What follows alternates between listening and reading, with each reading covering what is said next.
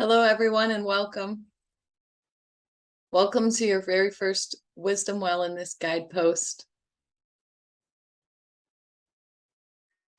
I want to start by telling you I'm not a professional. I'm just a survivor like you. I don't have a PhD, just my years of my own experience with this. And so I'm going to take you along the things that move the needle forward for me. The things I wish I would have done sooner, the things that really made a difference in my own healing journey. So I'm going to tell you the basics of my story, just a quick overview. I'm in the middle of writing a book, so if you really want more detailed information, you can look there, or I may share more in the Telegram group privately. When I was 9 years old, my slightly older brother talked me into sexual experiences. At first, they were pleasurable, actually, and I never said no. Or I'd initially say no, and then he'd lessen what he was trying to do. And so I would agree to it. Over time, the experimentation became more severe and more painful.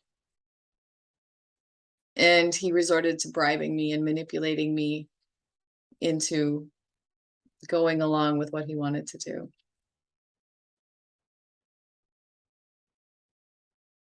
This went on until our parents found out. My mom was doing the laundry and found some blood in my underwear. And they sat us down and had a talk in the living room. I didn't tell my full side of the story. When my mom confronted me about the blood, I told her to ask my brother. And I have no idea what he told her.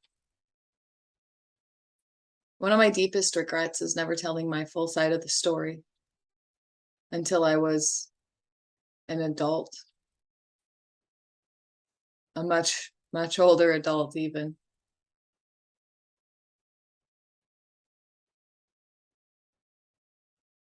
My parents decided not to punish either one of us.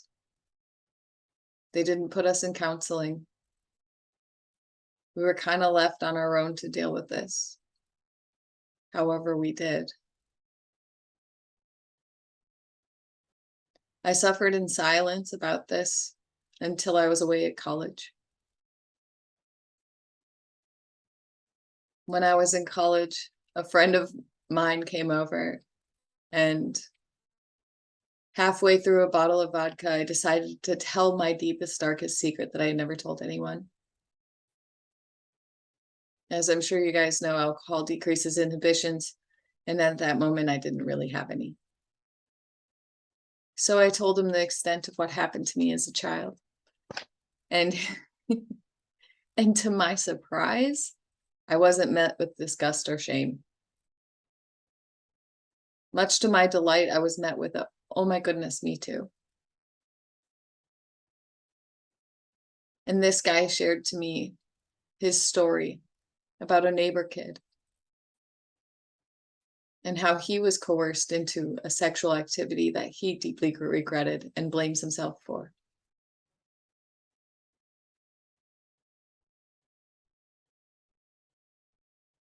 It took a long time, but through journaling about my experience, I found self-forgiveness and true honesty about the situation.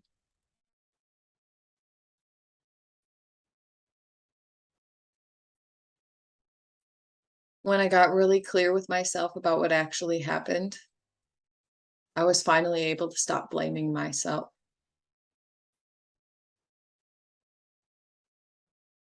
And I realized being partially honest about this for so long, telling my sexual partners about it because it did impact my sex life, and I had to have some kind of explanation. At first, I used to lie. At first, I used to say I was raped because I couldn't deal with the shame of explaining what happened, because I still blamed myself. It was still my fault in my head completely because I didn't say no. But when I finally wrote it all down, exactly how it is, how it happened, as much as I could remember, and reread it, I realized there's no way a 9-year-old knew what she was consenting to. There's no way a 9-year-old could possibly have realized how this was going to impact her for the rest of her life. And I didn't realize how incredibly manipulative my brother was until I wrote down the things he did and said to me. That convinced me to go along with what he wanted.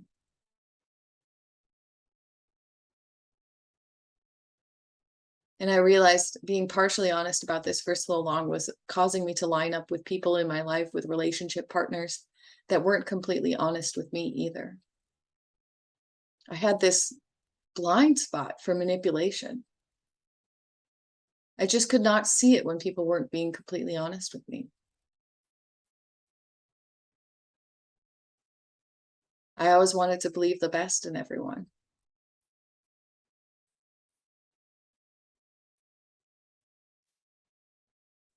And because I took on so much blame and I felt so much shame about my situation growing up, this caused me to develop a lot of unhealthy coping mechanisms and behavioral patterns, ways of being in the world to keep my secret, to ensure that I would be accepted and liked by my peers.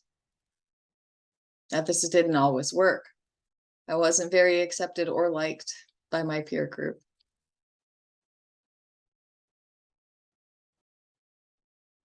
But I tried.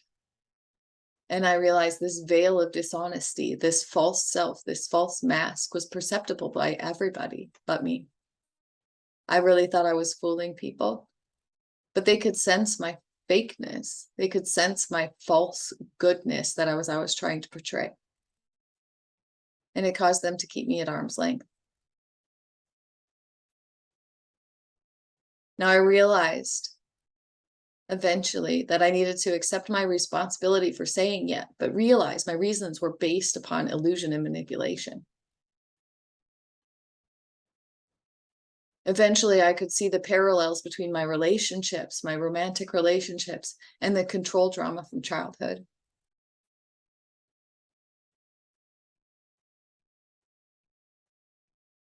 I'm always eager to please, fearing rejection.